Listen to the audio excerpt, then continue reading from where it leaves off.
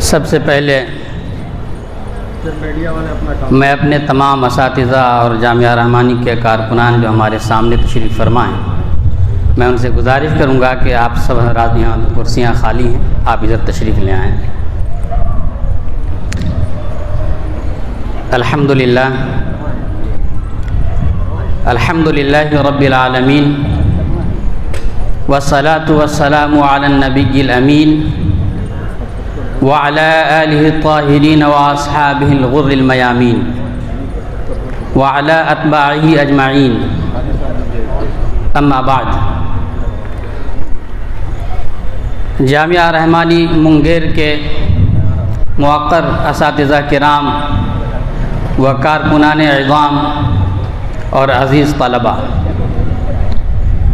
آپ اس بات سے اچھی طرح واقف ہیں کہ آج آزادی کا دن ہے۔ آج سے 75 سال پہلے آج ہی کے دن ہمارا ملک آزاد ہوا تھا۔ آزادی کی اس جنگ میں جن لوگوں کے کارنامے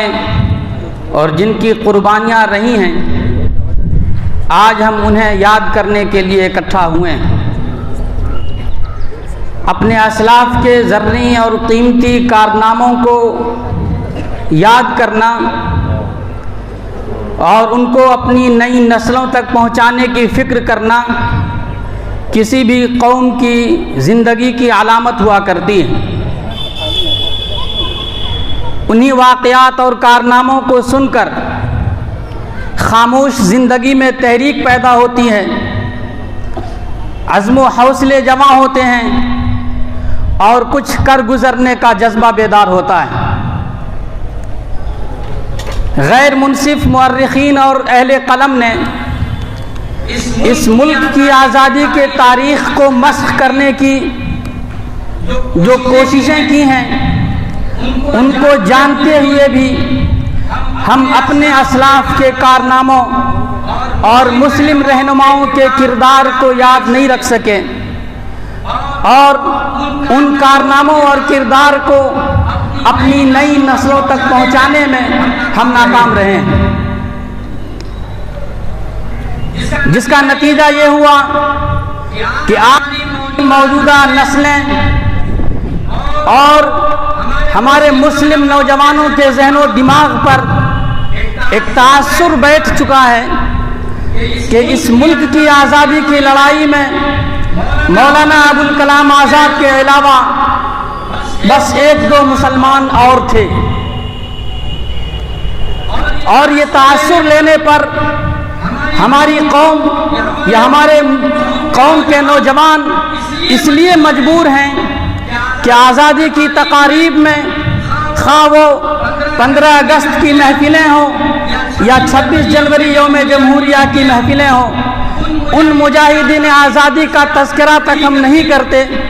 جنہوں نے انگریزی سامراج کے خلاف اس ملک کی آزادی کے لیے سخت جد و جہد کیے، مصیبتیں جھیلی، بچوں کو یتیم کیا، توپوں کے دہانوں پر جنہیں باندھا گیا اور فضاؤں میں بکھیر دیا گیا، گولیوں کا جنہیں نشانہ بنایا گیا اور کلیجوں کو چھلنی کر دیا گیا، سوروں کی کھالوں میں جنہیں بند کیا گیا اور دریا برد کر دیا گیا۔ آزادی کے ان متوالوں کی تعداد اتنی زیادہ تھی کہ آج بجا طور پر مسلمان یہ کہہ سکتے تھے کہ اس ملک کی آزادی کے لیے سب سے زیادہ خون ہم نے دیا ہے۔ آپ کو معلوم ہے کہ مرحلہ وار اس ملک کے اوپر تجارت کی مقصد سے انگریزوں کے ناپاک قدم پڑے، اور پھر ایسے جمے کہ 300 سال کے طویل عرصے تک یہاں کی بہاریں لوٹتے رہے، اور جب گئے تو سارا کا سارا چمن خزاں کی ایسی زد میں تھا کہ نہ کبھی صبح ہوئی نہ بہار آئی۔ وہی قوم جو کبھی مغل شہنشاہوں کے آستانوں پر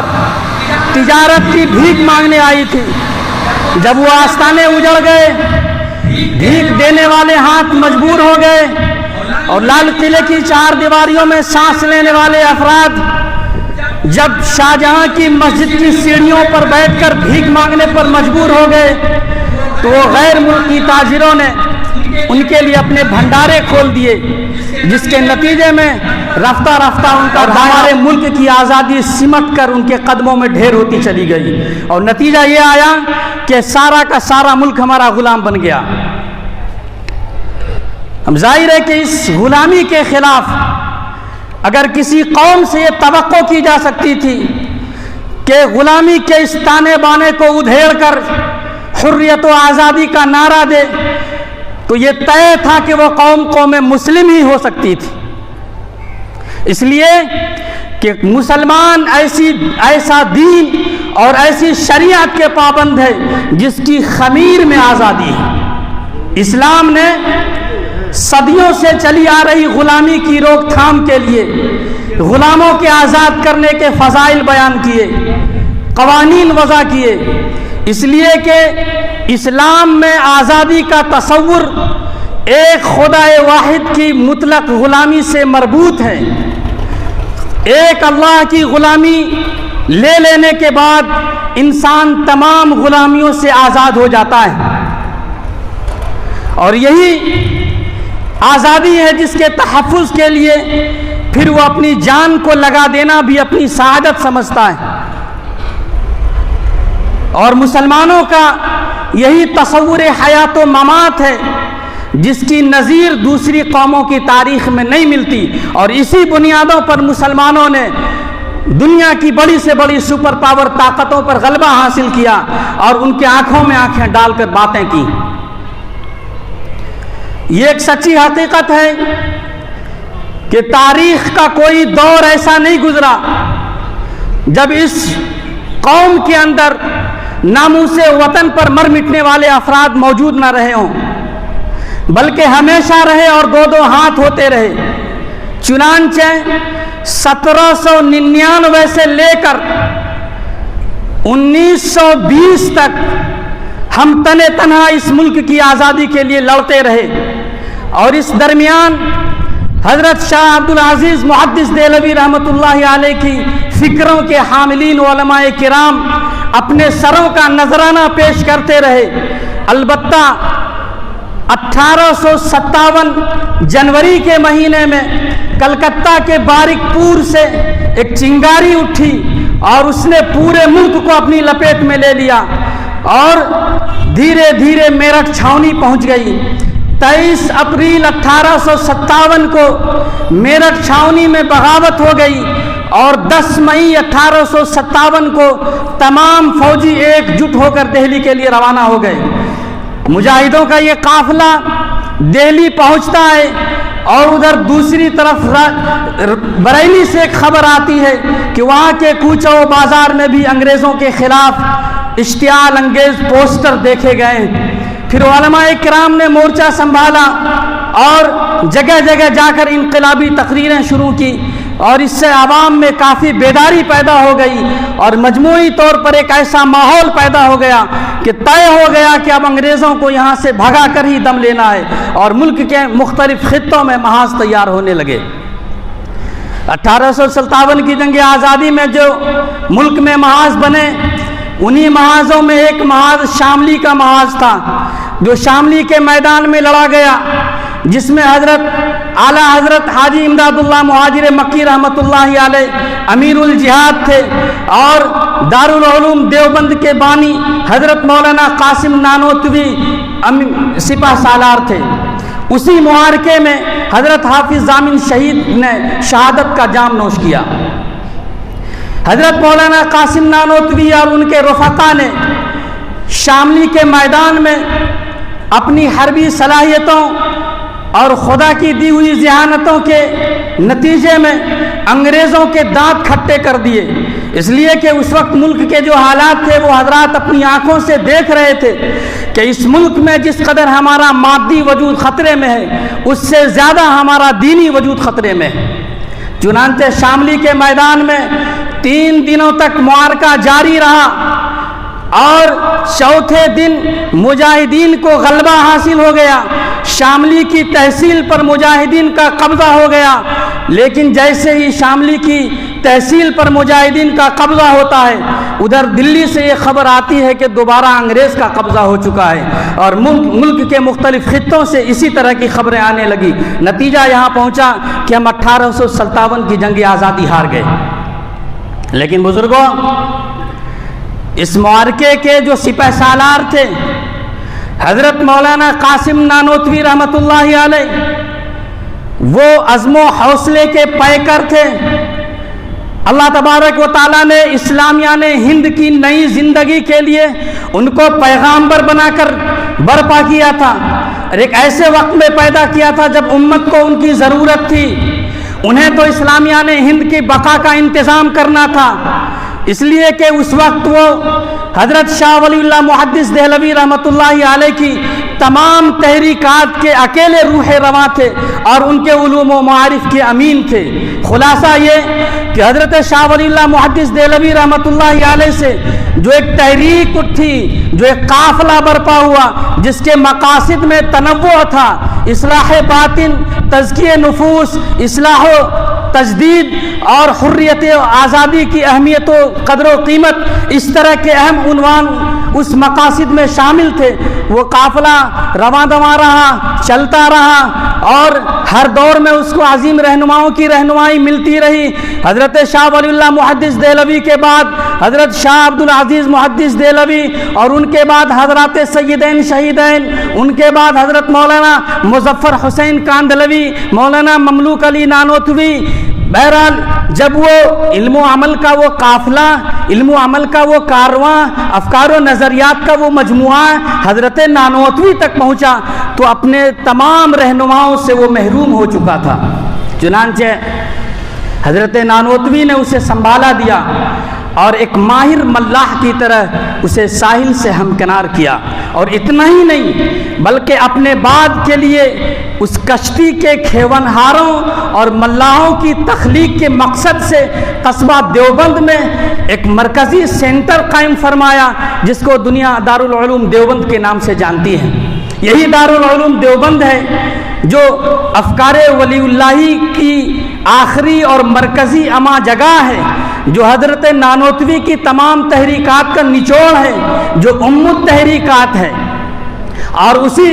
ادارے کے فارغین فضلاء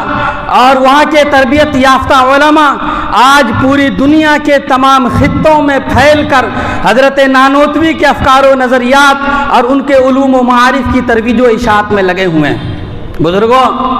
2 منٹ میں اور آپ کا وقت لوں گا۔ میں آج یوم آزادی کے دن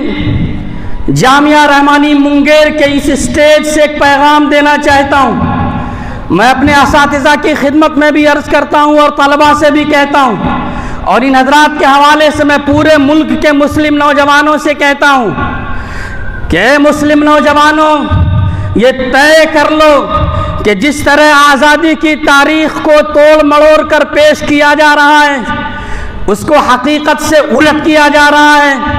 مسلم رہنماؤں کے کردار اور ان کے کارناموں کو آزادی کے تاریخی پنوں سے کرید کر پھینکا جا رہا ہے، یہ طے کر لو کہ ہم ایسا نہیں ہونے دیں گے، ہم ایسا کسی قیمت پر نہیں ہونے دیں گے، اور دنیا پر یہ حقیقت واضح کر کے دم لیں گے کہ اس ملک کی آزادی میں سب سے زیادہ کردار اگر کسی قوم کا رہا ہے تو ہمارا رہا ہے۔ ہم ان کی طرح چوک چوراہوں پر مجاہدین آزادی کی مورتیاں اور ان کے مجسمے تو نصب نہیں کر سکتے، لیکن ہم مجاہدین آزادی کے نام پر تنظیمیں اور انجمنیں تو چلا سکتے ہیں، لائبریریاں تو قائم کر سکتے ہیں، ایجوکیشنل پوائنٹس اور تعلیمی اداروں کے نام تو ان کے نام پر ہم رکھ ہی سکتے ہیں، اور ایسا کر انشاءاللہ، اور اس کے علاوہ بھی جو ہم سے ہوگا وہ کر کے ہم دم لیں گے۔ اس کے بعد پوری دنیا میں یہ فضا عام ہوگی اور بچہ بچہ اس ملک کا جانے گا کہ اس ملک کے لیے سب سے زیادہ جس قوم نے خون دیا ہے وہ مسلمان ہیں۔ ایک دوسرا پیغام جو بہت مختصر ہے، میں ملک کے ان دشمنوں کو یہ کہنا چاہتا ہوں جو اس ملک کی عزت و ناموس پر دوبارہ ڈاکہ ڈالنا چاہتے ہیں، یا پھر اس ملک کو غیروں کے ہاتھوں گروی رکھ کر ہمیں امرت مہوتسو کا لالی پاپ دے رہے ہیں، ان دشمنوں سے میں کہتا ہوں کہ اے دشمنوں، تم اس بات کو نوٹ کر لو کہ ہم حضرت نانوتوی سمیت تمام مجاہدین آزادی کے سچے وارثین اور جانشین ہیں۔ ہماری رگوں میں جو خون دوڑتا ہے اور اس خون میں جو گرمی ہے وہ شاہ ولی اللہ محدث دہلوی سے ملی ہے۔ ہمارے سینوں میں جو جذبات ہیں وہ حضرات سیدین شہیدین اور حضرت عبدالعزیز محدث دہلوی سے ورثے میں ملے ہیں۔ ہماری آنکھوں میں جو چمک ہے وہ شیر میسور سے منتقل ہو کر آئی ہے۔ ہمارے پیروں میں حضرت شیخ الہند والی استقامت ہے۔ ہمارے لہجوں میں حفظ الرحمان سیوہاروی، ابوالکلام آزاد اور مولانا محمد علی جوہر والی بے باکی ہے، اور ہمارے عزائم میں منت اللہ رحمانی والی پختگی ہے۔ اس لیے ہمیں جیلوں سے نہ ڈراؤ، جیلوں کی سلاخوں سے ہمارا پرانا تعارف ہے۔ توپوں کے دہانے ہمیں خوب اچھی طرح جانتے ہیں، بندوقوں کی گولیاں ہمیں خوب پہچانتی ہیں، ان کے ٹھکانے ہمارے کلیجے رہے ہیں۔ اس لیے اے دشمنوں، یہ بات نوٹ کر لو کہ اگر اس ملک کی عزت و ناموس پر تم نے دوبارہ ناپاک نگاہ ڈالنے کی کوشش کی تو وہ منظر ہم دہرا دیں گے جو 1947 تک چشمے فلک نے جس کا نظارہ کیا ہے، اور ہم اس وقت تک تمہارا مقابلہ کریں گے جس وقت تک ہماری قوم کے آخری فرد کا آخری قطرہ خون نہ زمین پر آ جائے۔ یاد عہد رفتہ میری خاک کو اکسیر ہے، یاد عہد رفتہ میری خاک کو اکسیر ہے، میرا ماضی میرے استقبال کی تفسیر ہے۔ وآخر دعوانا الحمدللہ رب العالمین۔